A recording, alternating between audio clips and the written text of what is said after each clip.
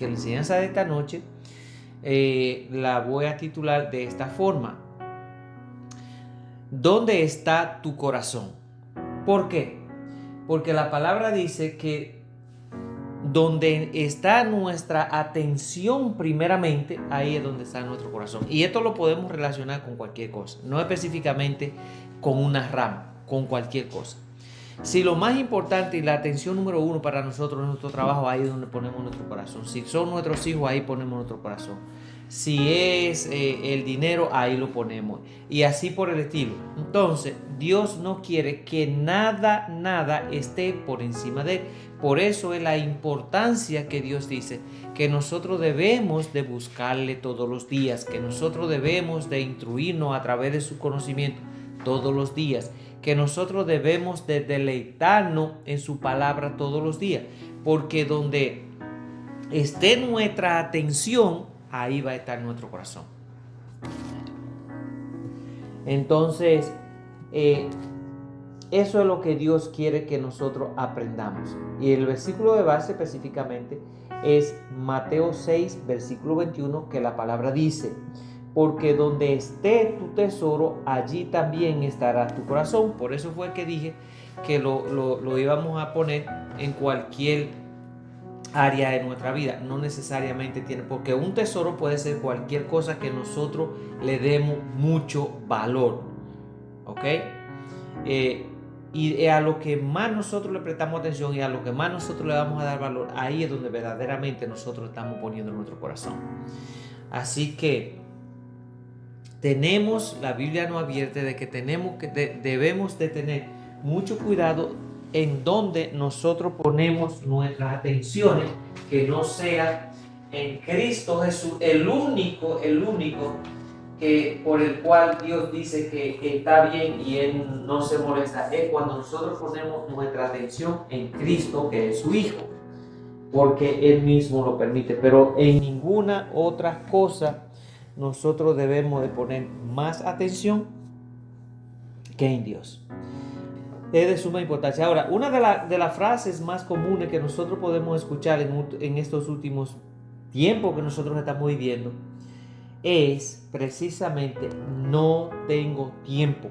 ¿Por qué? Precisamente por lo que estaba diciendo, de que Satanás nos ha metido a nosotros en la cabeza que nosotros necesitamos tener esto, tener lo otro, porque si nosotros no tenemos nada, o si nosotros no estamos viviendo al mismo nivel que aquellos que están viviendo, nosotros vamos a ser opacados, rechazados y todo ese tipo de cosas. Y nosotros no lo hemos creído. Entonces vivimos en una lucha persiguiendo algo todos los días y no tenemos tiempo absolutamente para nada, menos para las cosas de Dios. Así que de las cosas que nosotros tenemos cuando nos vienen a hablar de la palabra, no, yo no tengo tiempo, porque se refiere a las cosas de Dios. Así que cada día que pasa, nosotros los seres humanos vivimos en un afán por la búsqueda de mayores conocimientos y deseamos estar al tanto de conocer cuál ha sido la última tecnología y cuál es para nosotros adquirirla. Así que esas son las artimañas que el enemigo usa. ¿Por qué? Porque mientras más nosotros estamos entretenidos en las cosas de este mundo, menos tiempo tenemos para la cosa de Dios. Así que hubo un señor en aquel tiempo, Lord Byron, que dijo esta palabra. Dijo: la gente ocupada no tiene tiempo para llorar. Al parecer, la gente no tiene tiempo de detenerse un momento y revisar qué está pasando internamente en su vida. Porque si nosotros nos ponemos a examinar la vida en común y corriente de cualquiera de nosotros, observaríamos algo como esto: que cada persona desea ir, por ejemplo, a la universidad a tener título, para tener mejores trabajos, para tener una mejor calidad de vida, un mejor salario, y de esa forma poder adquirir más cosas materiales con las cuales piensan que van a llenar ese vacío que sienten en sí mismos. Ustedes saben por qué nosotros los seres humanos empezamos a sentir un vacío, y por eso es que la mayoría tratamos de llenarlo con cosas materiales. ¿Por qué? Porque fuimos creados por Dios. Y Dios, ya sabiendo lo que estaba haciendo, dejó un espacio en el ser humano que no puede ser lleno por nada. Pero nosotros llegamos a entender eso cuando venimos a los caminos de Dios. Cuando nosotros venimos a los pies de Jesús, entonces de ahí en adelante decidimos llevar una vida para agradarlo a Él. Es donde empezamos a darnos cuenta que hay un vacío en nosotros que no se llena con nada. ¿Por qué?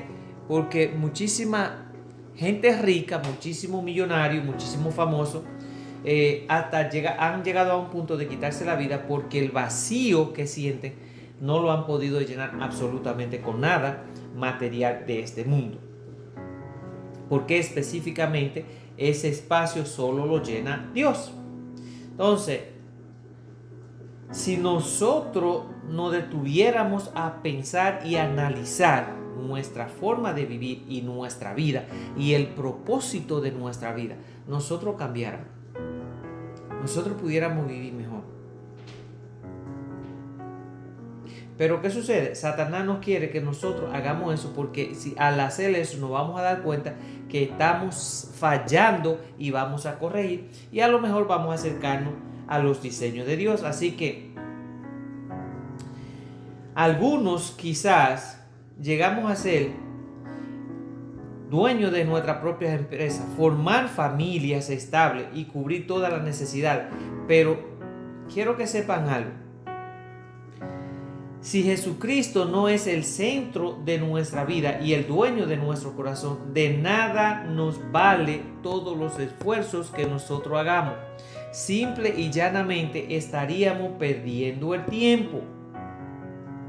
¿Por qué? Porque la palabra de Dios dice en Mateo 16:16, porque aprovechará al hombre si ganara el mundo y perdiera su alma. O sea, ¿qué aprovechará al ser humano si ganara todo lo que quiera poseer en ese mundo, pero pierde su alma?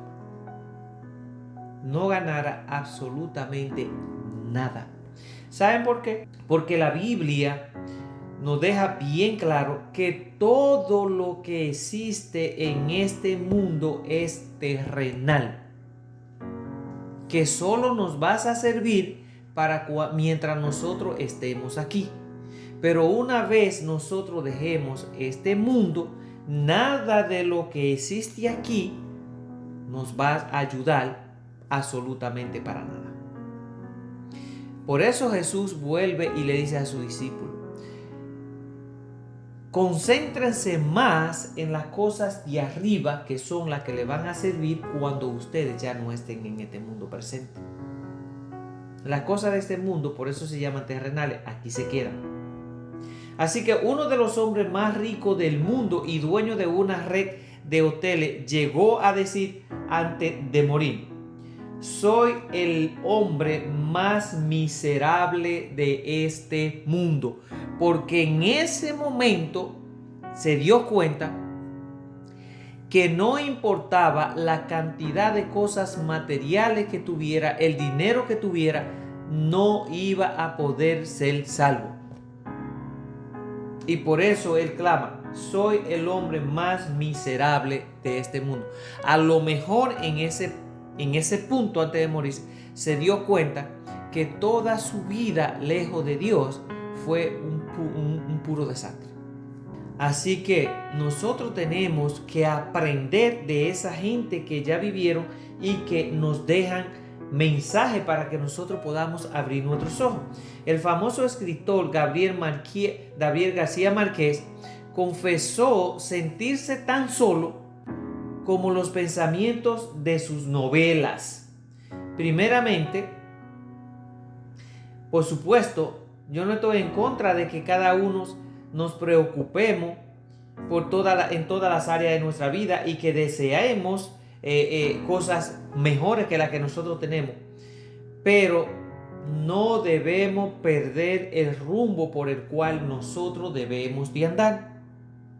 Siempre tenemos que sacar tiempos para las cosas de Dios. Siempre deberíamos de sacar un tiempo para una cercanía a Dios. Miren, no necesariamente nosotros tenemos que sacar 2 horas, 3 horas, eso. Simplemente el hecho de nosotros en cualquier momento que estemos sentados, que estemos viendo televisión, que estemos caminando de un sitio a otro, el uno tener una comunicación, aunque sea mental, con Dios, ya eso es una especie de nosotros tener un acercamiento hacia Él. Dios está en nosotros. Dios no se encuentra en un edificio encerrado. No, Dios está donde quiera que nosotros estemos. El hecho de que nosotros queremos tener una comunicación con Dios, no necesitamos ir a ningún lado. Simplemente nosotros dedicarle esa atención y dedicarle ese tiempo donde quiera que sea, es suficiente para nosotros poder comunicarnos con Dios. Así que debemos de ser un poco más inteligentes, y como dice el versículo de la palabra, que creo que lo leímos en la última enseñanza, donde Dios nos dice que no vivamos de acuerdo a nuestro propio conocimiento, sino al conocimiento que viene de parte de Dios. Porque si vivimos de acuerdo a nuestro propio conocimiento, entonces vamos a cometer errores. Así que nosotros como seres humanos pensamos que porque ha llegado, por ejemplo, el ser humano y la tecnología y el conocimiento ha llegado a lugares que nosotros jamás en la vida pensamos, por ejemplo, a otro planeta como la Luna, Marte, cosas así, y que hemos explorado en las profundidades hasta donde hemos podido del mar y todo ese tipo de cosas. Pensamos que ya tenemos el conocimiento suficiente para nosotros decidir de qué forma vamos a vivir, y eso no es así. ¿Por qué? Porque Dios nos dice en su sabia palabra, esto está en Proverbios 3, del 5 al 7, dice: confía en Dios con todo tu corazón y no te apoyes en tu propia prudencia. Claro que estaba diciendo, reconócelo en todos tus caminos y Él enderezará todas tus veredas. No seas sabio en tu propia opinión, teme a Jehová y apártate del mal. Esto es un versículo que nosotros debiéramos de repetirlo todos los días hasta que se haga ya normal en cada uno de nosotros, porque la mayoría de los seres humanos, estamos viviendo en un tiempo que no queremos que nadie nos diga qué debemos hacer ni cómo debemos de vivir. Nosotros estamos viviendo como en los viejos tiempos, como en el Viejo Testamento, donde los israelitas estaban viviendo de acuerdo a lo que cada uno de ellos pensaba que era bueno. Eso fue en el tiempo de los jueces, donde no había rey en Israel, y Dios los juzgó. ¿Por qué? Porque estaban viviendo de acuerdo a lo que cada uno de ellos pensaba que era correcto para ellos. O sea, si yo pensaba que robar no tenía nada de malo, bueno, yo me dedicaba a robar, y así por el estilo. Y Dios no tuvo más que confrontarlo, y bueno, ya sabemos que cada vez que Dios lo confrontaba, lo esclavizaba hasta que ellos volvieran otra vez a reconocer que las normas de Dios era por las cuales ellos debían de guiarse. Así que ya nosotros no vivimos bajo el Viejo Testamento, nosotros vivimos bajo el Nuevo Testamento, que es un poco más exigente en cierto sentido, pero que Satanás nos ha metido en la cabeza que nosotros hoy en día vivimos bajo la gracia. Ya no vivimos bajo aquello, por supuesto, gracias a Dios, porque aquello demandaba más cosas. Pero el Nuevo Testamento también demanda más, pero con una especie de libertad y tiempo para que nosotros recapacitemos y pensemos en lo que hemos hecho y nos arrepintamos delante de Dios, y de esa forma podamos ser restituidos. En aquel tiempo esa oportunidad no existía. Te agarraban en adulterio, te agarraban robando, te agarraban haciendo cierta cosa mala. Bueno, lo que te tocaba era morir, porque esa era la norma. Gracias a Dios que hoy Dios dice, le voy a dar más tiempo para que recapaciten y para que se arrepientan, y de esa forma pueden tener un nuevo comienzo conmigo. Así que no debemos, como dice la palabra, de fiarnos de nuestra propia prudencia, sino debemos de reconocer que hay alguien a quien nosotros debemos de obedecer, y que es el creador de todo lo que existe, y que es un ser mucho más grande que nosotros, y al que nosotros le vamos a tener que dar cuenta algún día. Por lo tanto, tenemos que tratar de vivir una vida de acuerdo a su norma. Así que nosotros podemos ver todos los desastres que han sucedido a través de la humanidad, y eso es Dios dejándonos saber y recordándonos que Él existe. ¿Por qué? Porque si no pasaran cosas sobrenaturales para la humanidad, el ser humano se olvidara fácilmente de que existe alguien mucho más poderoso, y que no vive aquí donde nosotros vivimos, y que no se limita a un simple espacio que se llama planeta Tierra, sino que es el creador de todos los universos, y que vive por encima de ellos. Entonces, si nosotros estamos adquiriendo conocimiento de ese ser tan grande y tan poderoso, nosotros no somos absolutamente nada comparado. ¿Por qué nosotros entonces no decidimos vivir bajo la norma de Él y no bajo la norma de este mundo? La palabra nos enseña que debemos de poner en primer lugar a Dios en todos nuestros caminos. Aunque hay caminos que al hombre le parecen correctos, pero su fin es un fin de perdición. Porque la paga del pecado es la muerte, mas la dádiva o el regalo de Dios para la humanidad es vida eterna. Así que el único que nos puede ofrecer esa vida después de esta es Dios. Romanos 6:23 dice: porque la paga del pecado es muerte, pero el don de Dios es vida eterna en Cristo Jesús, nuestro Señor. Amén. Así que a través de Jesús nosotros podemos lograr todas estas promesas que Dios dejó para cada uno de nosotros. Ahora, hay buenas noticias. No todo está perdido como muchos piensan. Y sí hay una esperanza para nosotros como seres humanos. Dios diseñó un plan maravilloso para que nosotros pudiéramos tener vida, y vida en abundancia, como dice Jesús. Así que en Mateo 11:28 dice Jesús: vengan a mí todos los que están fatigados y cargados, y yo los haré descansar. Así que todos los que estamos agobiados, estamos cansados, fatigados, estresados, dice: todos vengan a mí y yo los haré descansar. ¿Por qué? Porque hay una carga con la cual nosotros no vamos a poder. Y precisamente por eso Jesús cargó la cruz, la cual nosotros debíamos llevar. Todas nuestras cargas fueron cargadas por Él hasta la cruz, y Él fue que cumplió lo que nosotros debíamos de cumplir. Pero de ahí en adelante no significa que ya Cristo pagó, como algunos líderes enseñan y dicen: usted no tiene que hacer nada, ya Cristo vino y pagó por todo su pecado pasado, presente y futuro. No es así.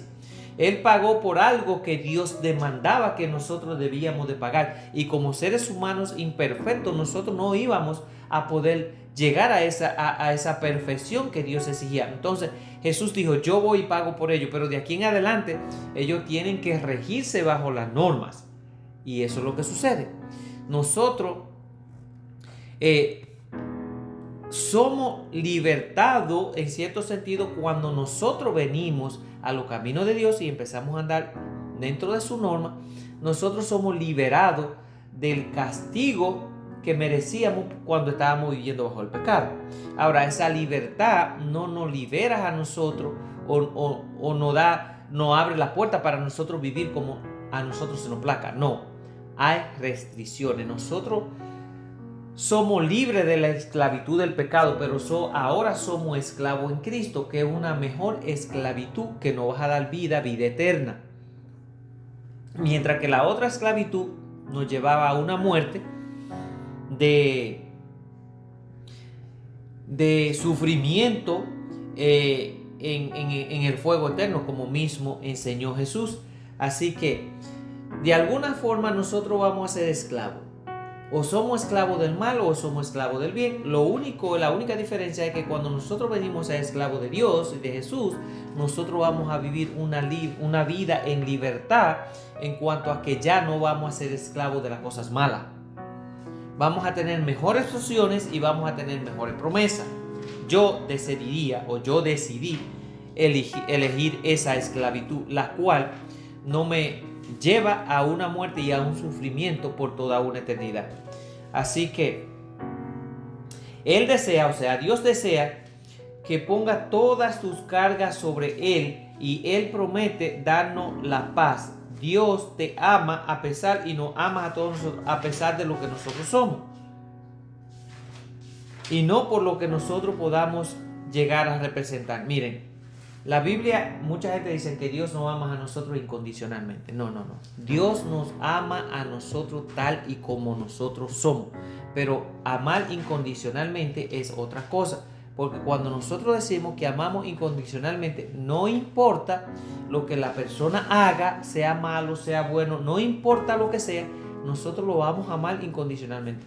Yo creo que hay un amor que es incondicional de parte de nosotros, los seres humanos. Y no voy a decir que todos tenemos el mismo sentimiento, porque realmente no.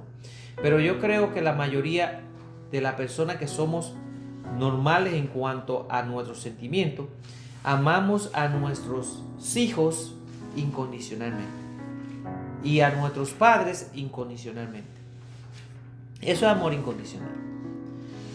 Ahora, Dios nos ama a todo, pero con condiciones, en el sentido de que si nos amara incondicionalmente, eso significa que nosotros no debiéramos de arrepentirnos de nada, ni de alejarnos del pecado, ni dejarla de hacer las cosas malas, porque de todas formas Dios nos ama incondicional, y si nos ama incondicional, entonces Él no nos va a permitir que nosotros vayamos al infierno. Ahí es donde está el problema. Dios dice que Él es un Dios santo y el pecado no entra a la gloria de Él. Entonces, dice la palabra que si nosotros nos arrepentimos de nuestros pecados y venimos a Él con un corazón genuinamente arrepentido, Él nos recibe con los brazos abiertos. Pero mientras nosotros no nos arrepintamos de nuestros pecados, Dios no nos va a recibir. ¿Se dan cuenta cuál es la diferencia de amar, como dice la palabra, que Dios nos ama a todo? Pero no es que Dios nos ama a todo incondicional, para que estemos claros. Porque hay personas que han tomado cierta palabra de la Biblia y la han distorsionado y la han puesto en práctica para beneficio de ellos, y engañarse ellos mismos para pensar que de esa forma no están pecando contra Dios, porque Dios de todas formas lo ama, y un Dios que ama a alguien no lo va a mandar al infierno. Entonces es preferible que uno le explique bien claro cómo son las cosas con Dios, para que después, cuando lleguen allá a la presencia de Dios, no digan: pero Freddy me dijo a mí que tú me amabas incondicionalmente, porque no es así. ¿Okay? Así que Dios en realidad es un Dios bueno, es un Dios que tiene mucha misericordia, es un Dios que tiene mucha paciencia, es un Dios que nos ama a todo, pero nosotros debemos de vivir de acuerdo a sus normas y a sus preceptos. ¿Ok? Otra de las cosas es que Dios nos muestra su amor para con nosotros, en que siendo nosotros pecadores, Cristo murió por cada uno de nosotros. Romanos 5:8 nos enseña: el Señor Jesús desea que nosotros tengamos una comunicación íntima con Él y con cada uno de nosotros. Entonces la palabra dice: he aquí, yo estoy a la puerta y llamo. Si alguno oye mi voz y abre la puerta, entraré a Él y cenaré con Él y Él conmigo. ¿Cuál es esa puerta que dice la Biblia que Jesús está tocando? no es la puerta física que nosotros tenemos en nuestra casa, es la puerta de nuestro corazón. Esa es la puerta que Jesús dice que Él está tocando. Dice, he aquí yo estoy a la puerta y llamo. Si alguno oye mi voz y abre la puerta, entraré a Él y cenaré con Él y Él conmigo. En otra palabra, si nosotros reconocemos de que somos pecadores y que estamos destituidos de la gloria de Dios y que necesitamos arreglar nuestra relación con Él, lo primero que tenemos que hacer es buscar al mediador, que es Jesús, que va a interceder con Dios por nosotros. Porque la palabra enseña que nadie llega al Padre si no es a través del Hijo. Entonces, nuestra vía principal para nosotros acercarnos a Dios es el Hijo. Tenemos que reconocer que somos pecadores. Tenemos que reconocer que estamos destituidos de la gloria y que si morimos en esa condición vamos a ir al infierno. Entonces debemos de arrepentirnos, venir humillados delante de Jesús, pedirle que interceda por nosotros hacia el Padre y Él con mucho amor lo va a hacer. Entonces de ahí en adelante, como Él dice, yo estoy aquí a la puerta, llamo y toco y llamo. Si tú abres tu corazón y me dejas entrar, yo cenaré contigo y tú conmigo y yo estaré en ti. Esa es la promesa más grande que Dios ha hecho para cada uno de nosotros. ¿Y saben por qué Dios hizo eso? Porque no quiere que ninguna alma se pierda, más tenga vida eterna, que fue el último sacrificio y ya no hace ningún otro más. Porque la Biblia nos enseña que Dios ya la próxima vez que mande a su Hijo a la tierra va a ser para juzgar la humanidad. No va a ser para que haya otra oportunidad. Así que esta es la única oportunidad que nosotros tenemos, y si nosotros todavía no hemos entregado nuestro corazón, pero de corazón a Cristo, es mejor que nos vayamos poniendo acorde con Él, porque la verdad es que la única cosa que nosotros necesitamos para morir es estar vivos. Nosotros no necesitamos estar enfermos, nosotros no necesitamos enemigos. Tenemos un enemigo muy grande que nos vive fastidiando la existencia. Lo único que nosotros necesitamos para morir es estar vivos. Así que el momento, la hora y el día nosotros no lo sabemos. Por ende, debemos de hacer la paz con Dios ahora que tenemos la oportunidad. No mañana, porque no sabemos. Así que hay una ventaja bien grande que Dios dice en su palabra, y este es el versículo que vamos a dejar a terminar con él. ¿Por qué? Porque Dios mandó a salvar a su pueblo, y como dice la palabra, ellos no lo recibieron. Aquí es donde está la promesa. Juan 1:12 dice, pero todos los que lo recibieron, a los que creen en su nombre, les dio derecho a ser hechos hijos de Dios. ¿Por qué? Porque Dios mandó a Jesús a su pueblo, a su gente, y ellos no lo recibieron. Y por eso que dice, mas a todo aquel que lo reciben, Dios le da el derecho de ser llamado hijo de Él. Amén. Así que, ¿cómo recibimos nosotros a Jesús en nuestro corazón? Fácil, abriéndole, como Él dice, reconociendo que necesitamos de Él, reconociendo que somos pecadores y arrepintiéndonos y pidiéndolo de todo corazón y dándole la autoridad que Él desde ese momento empiece a cambiarnos a nosotros. Recuerden que Él es el alfarero y empieza a moldearnos de acuerdo a su norma, no a la nuestra. Así que nosotros debemos de dejar que Él nos moldee, y eso es un proceso que se va haciendo poco a poco, pero que al final Él nos va a hacer de acuerdo a su diseño, no al nuestro. Amén. Así que yo espero que todas estas cosas que Dios nos trae toda la semana, nosotros podamos analizarla, podamos tomarla más en cuenta y ponerla en práctica en nuestra vida, para que de esa forma nosotros podamos ser mejores seres humanos y tener mejor testimonio para con Dios. Amén.